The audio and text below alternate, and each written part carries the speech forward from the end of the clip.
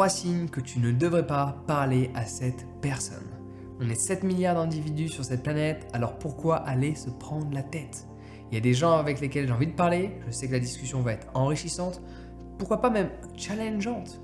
Mais je vais apprendre quelque chose, il va y avoir quelque chose d'intéressant qui va émerger de ce dialogue, émerger de cette discussion. Et à côté de ça, parfois, le résultat d'une discussion avec X personnes emmène à de la violence, emmène à de l'énervement, et c'est pas du tout productif tout ça. Donc voici 3 signes que si tu les vois, tu ne devrais pas parler à cette personne. Tu ne devrais pas perdre ton temps. Tu peux aller parler avec des gens qui ont des points de vue différents des tiens, qui vont te challenger sur certains sujets, mais qui n'auront pas forcément les 3 traits de caractère que je m'apprête à exprimer. Donc le premier, qui est assez subtil, mais je vais l'expliquer. Parce qu'on pourrait l'interpréter différemment. Ne va jamais parler à une personne qui a un préjugé négatif sur toi.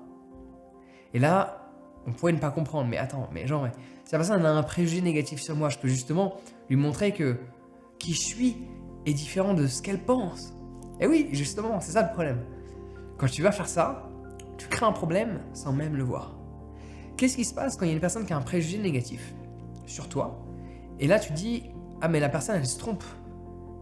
Je vais lui prouver qu'elle a tort. Je vais lui prouver que je suis quelqu'un de bien.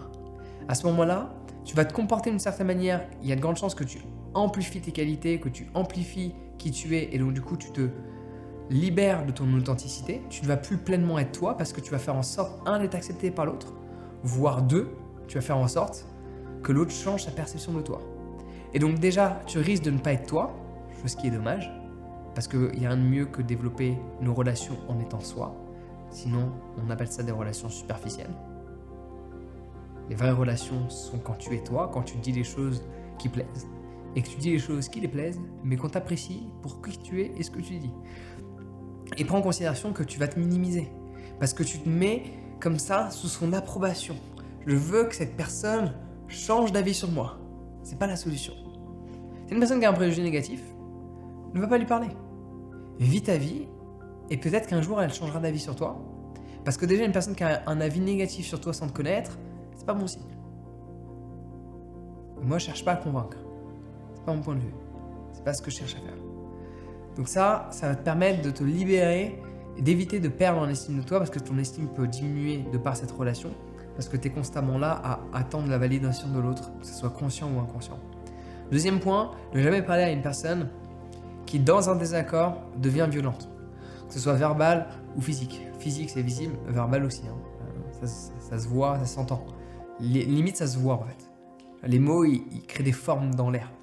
Ça se voit physiquement, ça se voit aux couleurs du visage, ça se voit à la gestuelle. Il y a des gens, ils n'arrivent pas à être en désaccord.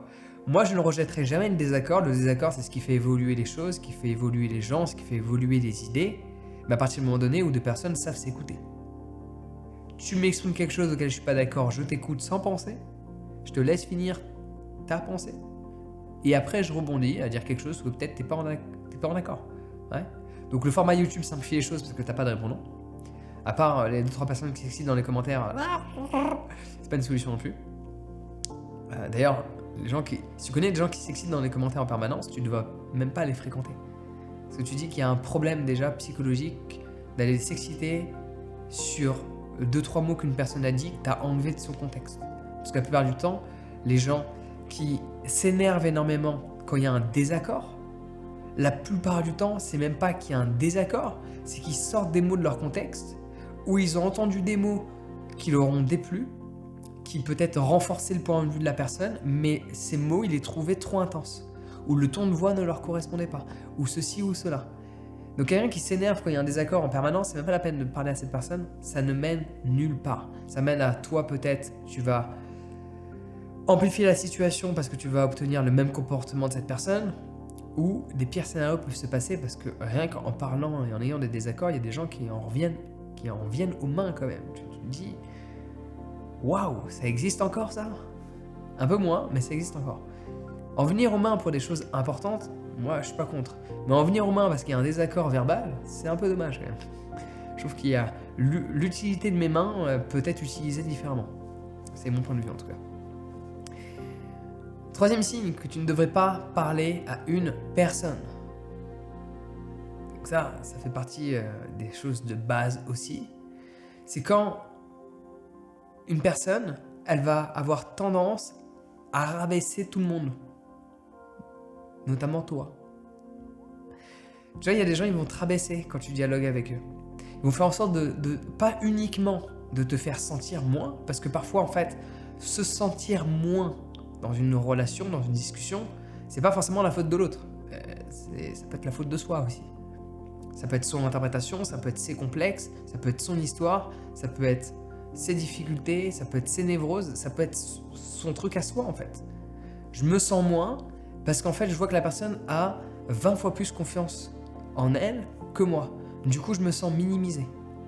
Donc il y a une différence entre se sentir minimisé, chose qui n'est pas forcément la meilleure des choses, parce qu'il y a des gens qui vont faire en sorte qui sont plus confiants que toi, qui ont plus de compétences que toi, plus de choses que toi, mais ils vont pas forcément te faire sentir que tu es moins. Ça, c'est l'idéal. Après, il y a des gens qui ont plus que toi, plus de confiance, plus de bien matériel, plus d'amour, plus ce que tu veux, et tu vas te sentir moins. C'est pas de leur faute, c'est de la tienne. Par contre, il y a des gens qui vont pas te faire ressentir, ils vont te rabaisser dans leur discussion. Ils vont faire en sorte que tu te sentes moins. C'est pas la conséquence de qui ils sont et de qui tu es.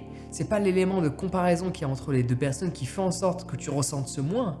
Ce moins est basé sur le fait que cette personne dise volontairement des choses qui ont pour but de se valoriser elle et de te minimiser toi. Ces personnes-là, ça sert à rien de leur parler. La discussion va mener nulle part. Et souviens-toi qu'on est 7 milliards d'individus sur cette planète, à quoi bon se prendre la tête à parler avec des gens qui ne peuvent pas avoir une discussion, dissocier une personne de ses idées, avoir des désaccords sans pour autant s'énerver, et juste chercher mutuellement à évoluer autour d'un sujet. Ouais. Moi, j'ai fait le choix de ne plus perdre mon temps. D'ailleurs, si tu veux en savoir plus sur l'aspect relationnel, j'ai écrit un livre, l'Encyclopédie du bien-être, où je te parle de relations et plein de choses, parce que bon, il y a 480 pages, donc il y a de quoi faire, c'est facile à lire. Je te recommande fortement de le lire. Mais ça, tu le sais déjà. Il serait peut-être temps de le faire. Dis-moi dans les commentaires si tu l'as. Et je te mets un petit cœur en même temps. Allez, sur ce, prends soin de toi et passe une excellente journée.